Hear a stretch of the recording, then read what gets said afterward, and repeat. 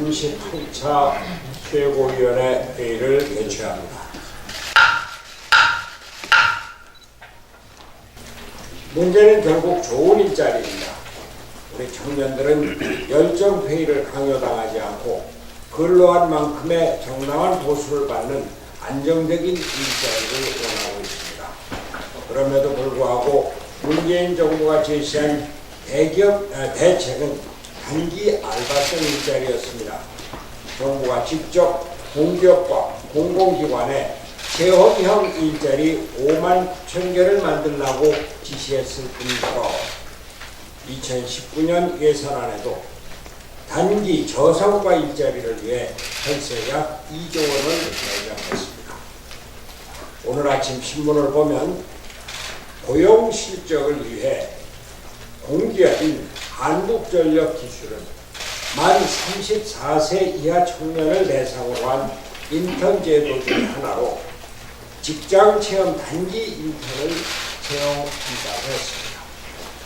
1회당 65명씩 두 차례에 걸쳐 총 130명을 모집하는데 문제는 근무 기간입니다. 1박 2일입니다. 일당은 세후 8만 원이라고 합니다. 정부의 일자리 정책의 희극입니다. 코미디입니다. 공공기관에 알바 일자리를 만들라고 지시하니 실적을 채우기에 급급해서 이런 일이 벌어지고 있는 것입니다. 다시 한번 말씀드립니다. 일자리위원회, 일자리수석, 소득주도 성장위원회 같은 자리 없애야 합니다. 경제를 왜곡하고 있고 청년들에게 실망과 좌절만을 안겨주고 있습니다. 청년이 희망을 잃은 나라는 미래가 없습니다. 청년들이 취업난으로 인해 결혼도 출산도 포기하면서 출산율이 1.0 이하로 영명대로 떨어지고 있습니다. 국가의 성장 동력이 제로가 되고 있는 것입니다. 지금은 단기 알바 일자리를 만들어 통계 꼼수를 노릴 때가 아닙니다. 정부는 억지로 세금으로 일자리를 만든다는 생각을 버려야 합니다. 일자리는 기업이 만듭니다. 제대로 된 일자리를 만들기 위해서 시장에서 기업이 활력 있게 활동할 수 있도록 도와주는 것이 정부의 역할입니다. 경제는 시장에서, 일자리는 기업이 만든다는 철학으로 재무장해야 합니다. 아울러 홍남기 부총리 후보자는 2일 국회에 제출한 인사청문회 답변서에서 소득주도 성장 정책에 대해서는 계속 추진해 나갈 필요가 있다면서도 최저임금 인상의 속도에 대해서는 시장의 우려를 고려할 필요가 있다고 입장을 밝혔습니다. 그는 좋은 의도의 정책도 속도 그리고 어려운 경제 여건 등과 맞물려 단기적으로 일부 취약계층 고용에 부분적으로 영향을 주었다며 최저임금 상승에 따른 부작용을 지적한 것입니다. 재경부 장관의 이러한 우려를 문재인 대통령은 깊이 새겨들어야 합니다. 최저임금 인상은 동결되어야 합니다. 안 되면 최소한 실시를 하반기라도 늦추기라도 해야 합니다. 정부와 여당의 결단을 촉구합니다. 한 가지 더 말씀드리겠습니다. 문재인 대통령이 체코와 G20 아르헨티나 정상회의에 참석한 뒤 어제 뉴질랜드로 갔습니다.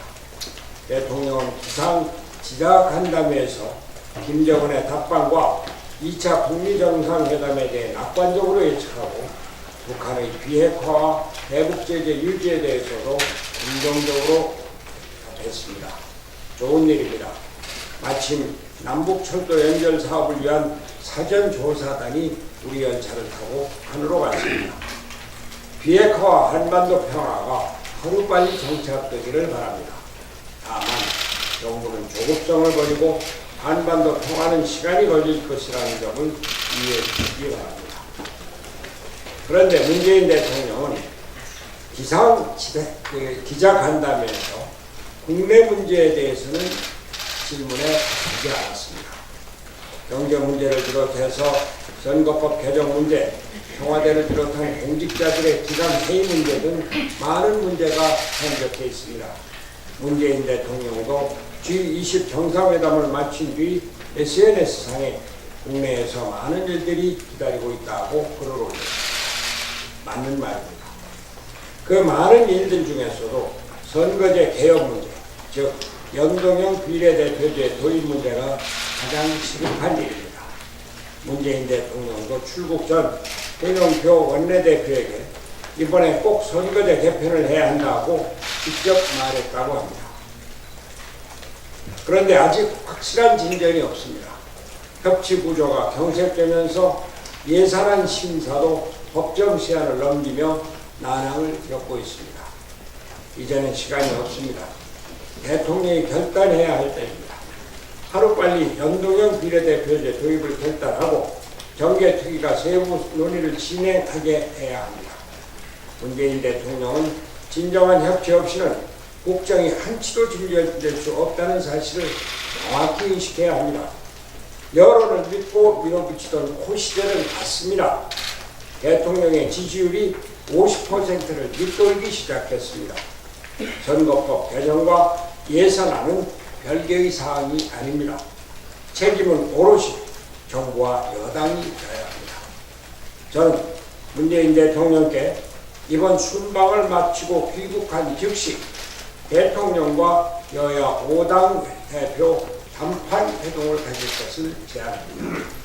정기국회가 7일이면 종료되는 만큼 예산안과 마찬가지로 선거법 문제도 그 전에 처리되어야 합니다.